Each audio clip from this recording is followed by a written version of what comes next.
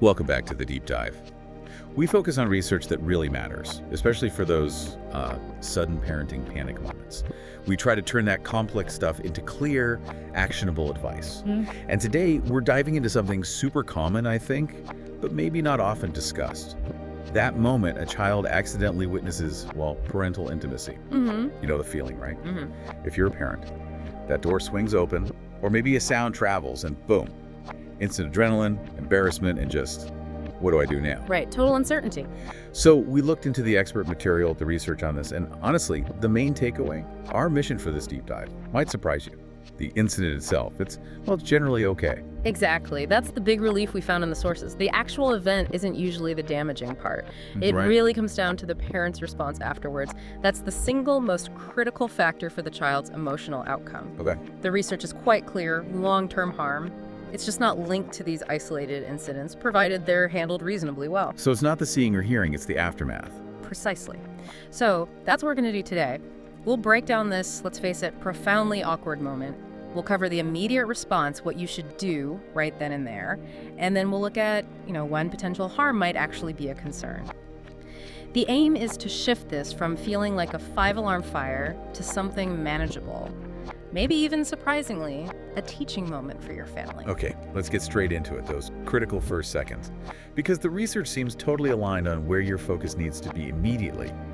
It's not about your embarrassment, is it? It's about managing your reaction first. That's step one. Absolutely critical. I mean, let's be honest, your gut reaction might be to, dive under the duvet or maybe even shout in surprise. Sure, natural instinct. But the experts insist, prioritize the child's emotional state. You have to try somehow to seem calm, composed, gentle on the outside, even if you're screaming internally. Because a young child especially, they have zero context. They read the situation entirely off your face, your tone. Right, if you look panicked or ashamed or angry. Then you're basically signaling to them what you just saw was terrifying, or what you just saw was bad, shameful. Exactly. That parental reaction is the first filter, and it leads straight into the next crucial point from the research. You have to address it immediately, don't ignore it. That feels hard. Wouldn't the instinct be to just, gently push them out, close the door, and hope they forget by morning, pretend it never happened? It sounds easier, maybe, but the sources say pretending nothing happened is often more confusing for the child. It can actually ramp up their anxiety. How so? Well, if you just ignore it, you leave them alone with this puzzling, maybe even scary thing they witnessed. They don't understand what it was, but they know mom and dad were acting weird. Right. They might worry it was a fight or someone was hurt. That seems to be a common fear. Yes, especially for younger children. They don't get intimacy, but they definitely get conflict or distress. So, okay, don't ignore it. What do? The research must offer some kind of script for that moment. It does. It's about quickly reestablishing boundaries, but also safety. So a simple, calm direction like, "Hey, sweetie, we need some privacy right now. Could you please go back to your room? I'll come talk to you in just a minute." Okay, direct but gentle. But crucially, you have to pair that with immediate reassurance, something very clear and quick like, "Everything is okay, we're fine, nothing's wrong, nothing to worry about." So you directly counter that fear they might have walked in on something bad, like an injury. Exactly. You short-circuit that anxiety right away. Okay, so manage your own panic, calmly get them out, reassure them everything's fine. That handles the immediate crisis. But then what? That moment is over, but the awkwardness probably lingers. How do you transition to the actual conversation about it? Right, that's the next phase. And this is where tailoring it to the child's age is absolutely essential. The experts generally suggest waiting just a short bit, maybe 5, 10, 15 minutes. Just enough to catch your breath. Exactly. Let the adrenaline subside for everyone. Collect your thoughts. Then you have the follow-up conversation, and it really has to be geared towards what that specific child can understand. Makes sense. Let's break that down then. Because, what you say to a 3-year-old is going to be totally different than what you say to a 13-year-old. Totally different. Let's start with the youngest group. Toddlers and preschoolers, say ages 2 to 5. At this age, they really have no concept of adult sexuality. If they saw or heard something, they're likely interpreting it as, well, something ambiguous, maybe wrestling, maybe someone was hurt, maybe just general strangeness. So their main concern isn't the act itself, but safety. Are mom and dad okay? Precisely. Their primary need is reassurance about safety. So your language needs to be super simple, non-sexual. You could say something like, you might have heard some noises, or saw us hugging. Mommy and daddy were just giving each other a really big cuddle because we love each other. Focus heavily on, we're okay, nobody's hurt. And maybe introduce the idea of privacy. Gently, yes. You can introduce privacy simply as, sometimes grown-ups need quiet time behind a closed door. Just basic boundaries, no big explanations needed. Okay, simple, reassuring, non-sexual. Got it. What about the next group? School-age kids, maybe 6 to 11. Right. Now things shift. These kids are starting to understand relationships a bit more. They might feel curious, maybe embarrassed, and crucially, they're starting to pick up information and probably misinformation from peers, from media. So this is actually an opportunity. A prime opportunity, according to the research. This is where you can provide accurate context. First, you normalize it.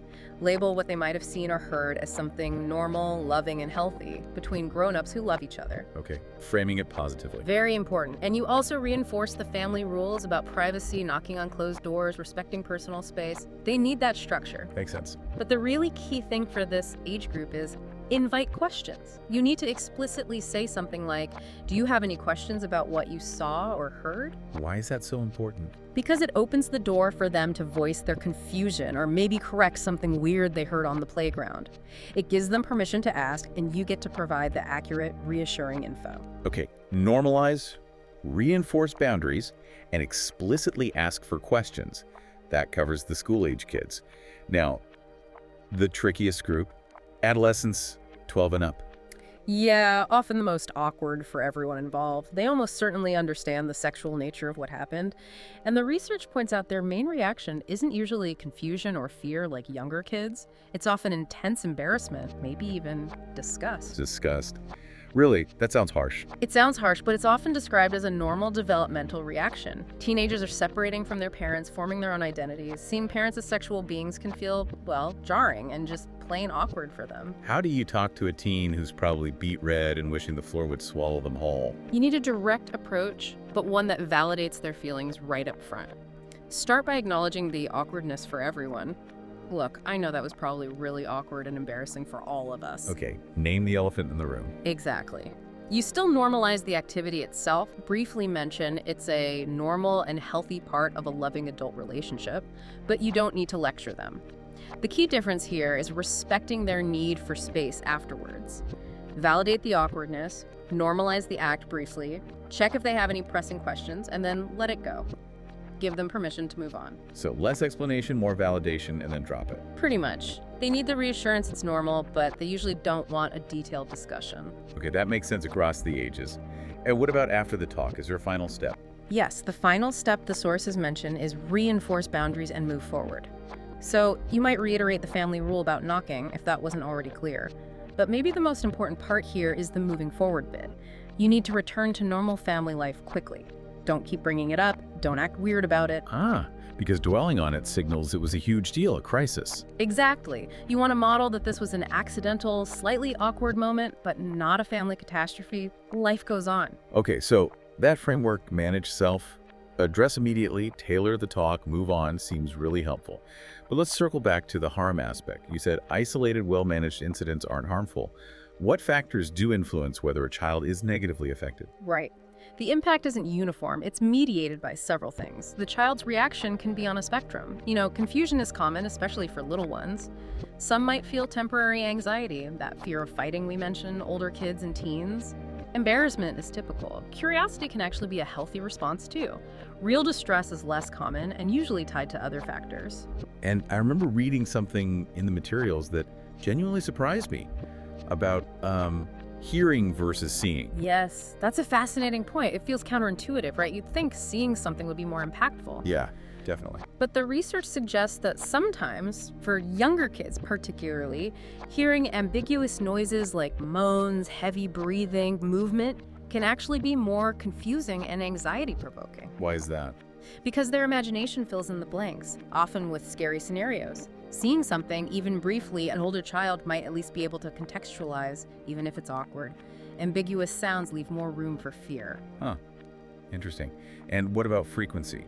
Isolated versus repeated? Oh, that's a critical distinction. A single incident handled well, the consensus is it's harmless. But repeated exposure, where maybe there's a consistent lack of privacy, blurred boundaries in the home, that is linked in the research to potential issues like anxiety or a skewed understanding of healthy relationships. So that points more towards a general family dynamic issue, not the incident itself. Exactly. It becomes symptomatic of a bigger pattern, not just a one-off accident. Okay, so let's really pin this down. When is significant lasting harm actually more likely? This is the core fear, isn't it? It is. And the research suggests significant harm is more likely primarily in a few specific and thankfully less common scenarios. One is if the child perceives the act as violent or non-consensual. That's obviously deeply disturbing. Right. Another is if the parents react badly with intense shame, punishment, or anger directed at the child, yelling things like, "How dare you spy on us?" That instills guilt and fear in the child about their actions, rather than addressing the situation calmly. Okay, blaming the child, bad move. Very bad. And the third factor is if the incident happens within an already dysfunctional family system, maybe high conflict, emotionally neglectful, or even abusive. So the context matters enormously. Hugely. The pre-existing environment is key. A child who generally feels safe, loved, secure, and can communicate openly with their parents is going to weather this kind of event much, much better. The incident itself rarely causes deep psychological damage in a healthy environment. It's more likely to expose or exacerbate problems that are already there. That puts it in perspective. So if we boil this whole deep dive down for everyone listening, what are the absolute key takeaways? I'm hearing three main things. First, stay calm. Your reaction is everything. It sets the tone. Frightening memory or just awkward moment, your calmness decides. Absolutely, number one. Second, communicate. Honestly, but age appropriately. Talk to your 4-year-old differently than your 14-year-old. No lies, but tailor the info. Crucial. Tailor the message. And third, use it. Don't shy away from the awkwardness. Especially for school-age kids, this is a chance, maybe an unexpected one, to talk about love, intimacy, and definitely about privacy and boundaries. A teaching moment. Yes, exactly. Frame it constructively. And the overarching message from all the sources, really, is profound reassurance. The overwhelming majority of kids who experience this, especially in a family that's generally loving and communicates well, they show no long-term negative effects. You really do have the tools to manage this well. That is genuinely comforting to hear. Okay, let's leave our listeners with a final thought to chew on. Consider this. That single moment of parental response, your choice right after it happens, doesn't just manage an awkward situation, it actively transforms it. You can either reinforce shame and anxiety, or you can use it to build your child's sense of security. Think about the lasting lesson you teach when you choose calm, honesty, confidence, and clear boundaries over panic and denial. It's actually a powerful opportunity.